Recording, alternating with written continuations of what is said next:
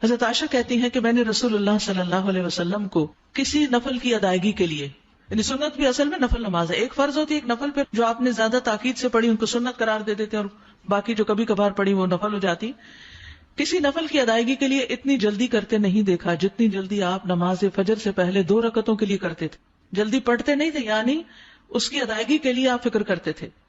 حضرت عائشہ ہی سے روایت ہے کہ نبی صلی اللہ علیہ وسلم نے طلوع فجر کے وقت 2 رکعت نماز، یعنی فرض کی بات ہے یہاں، آپ نے 2 رکعت نماز پڑھنے کی شان کے بارے میں فرمایا کہ ان کو پڑھنا میرے نزدیک ساری دنیا سے زیادہ محبوب ہے.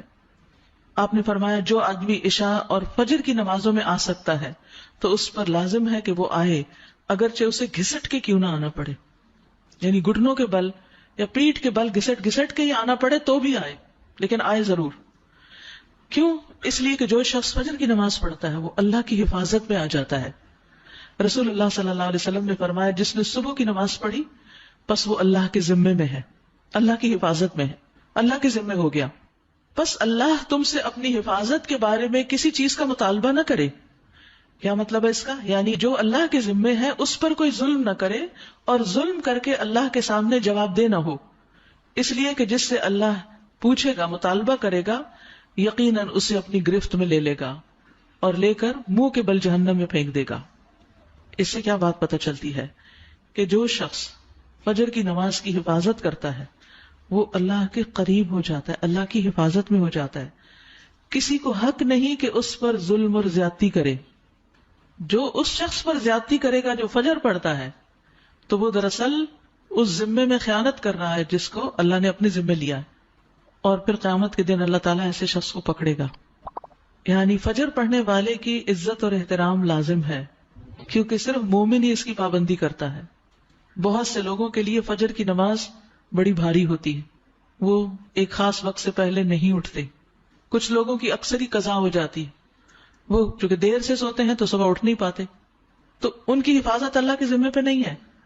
تو اس لیے بہت ہی فکر کرنی چاہیے کہ فجر کی نماز قضا نہ ہو، یعنی کوئی باقی کر لے، نہیں، کیونکہ باقی تو پھر ہم جاگ ہی رہے ہوتے ہیں نا، تو اذان بھی سنائی دے دیتی ہے اور وقت بھی پتہ چل رہا ہوتا ہے اور دوسروں کو بھی ہم دیکھتے ہیں پڑھ رہے ہیں تو پڑھ ہی لیتے ہیں. لیکن فجر کی چونکہ ایک ذمہ داری ہوتی ہے اٹھنے کی بھی، اور پھر وقت پر اٹھنے کی، اور پھر مسجد میں جانے کی، تو اس لحاظ سے اس کی حفاظت بہت ضروری ہے. اور فجر پڑھنے والا شام تک اللہ کی حفاظت میں ہوتا ہے. اس میں ایک واقعہ بھی آتا ہے احادیث کی کتابوں میں. عامش کہتے ہیں کہ سالم بن عبداللہ بن عمر، ابن عمر کے کیا لگے؟ بیٹے، اور حضرت عمر کے پوتے، یہ حجاج کے پاس بیٹھے ہوئے تھے. حجاج کے بارے میں سب جانتے ہیں کہ بہت ظلم کرتا تھا. تو حجاج نے ان سے کہا اٹھو اور فلاں آدمی کی گردن مار دو. تو سالم نے تلوار اٹھا لی کیونکہ اس کا حکم تھا مارنے کا، اور اس آدمی کو پکڑا اور محل کے دروازے کی طرف چل پڑا. تو ان کے والد ابن عمر نے ان کو دیکھ لیا جب وہ اس آدمی کو باہر لے کے جا رہے تھے. تو انہوں نے کہا کہ کیا یہ واقعی ایسا کرنے جا رہا ہے؟ انہوں نے 2-3 بار یہ بات دہرائی.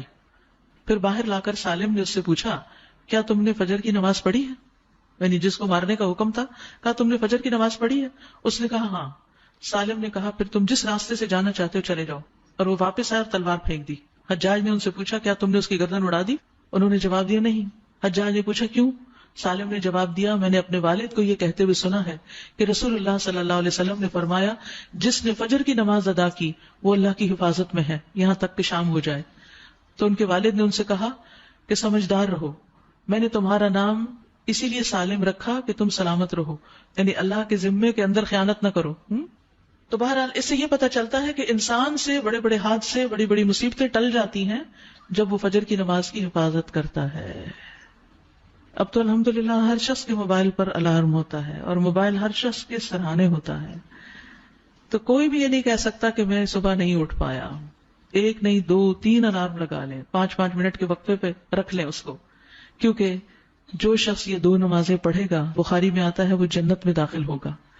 ایک اور روایت میں آتا ہے وہ آدمی ہرگز دوزخ میں نہیں جائے گا جس نے سورج نکلنے سے پہلے اور سورج کے غروب ہونے سے پہلے نماز پڑھی، یعنی فجر اور عصر کی.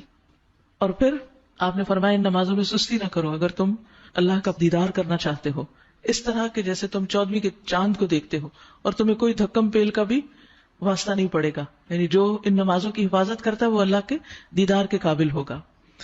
اور پھر بعض اوقات لوگ رات قیام کرتے رہتے ہیں. آخر سے سو کے فجر قضا کر دیتے ہیں. کیا ہے تہجد کے لیے اٹھے تھے وہ آنکھ نہیں پھر کھلی فجر کے لیے. تو یہ نہیں ہونا چاہیے. عمر رضی اللہ عنہ کہتے ہیں میں صبح کی نماز با جماعت پڑھوں یہ مجھے اس سے زیادہ محبوب ہے کہ میں ساری رات قیام کروں. ساری رات کے نوافل سے زیادہ محبوب ہے کہ فجر کی نماز جماعت کے ساتھ. ہاں منافق پر فجر کی نماز بھاری ہوتی ہے, تو منافقت سے نکلنے کے لیے, نفاق سے نکلنے کے لیے اس نماز کی پابندی ضروری ہے.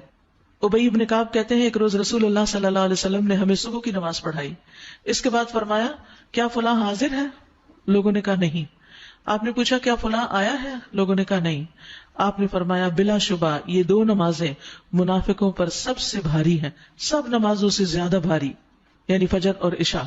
اور اگر تمہیں معلوم ہو کہ ان میں کیا کچھ اجر و ثواب ہے تو تم ان میں ضرور آؤ, خواہ گھٹنوں کے بل ہی کیوں نہ آنا پڑے.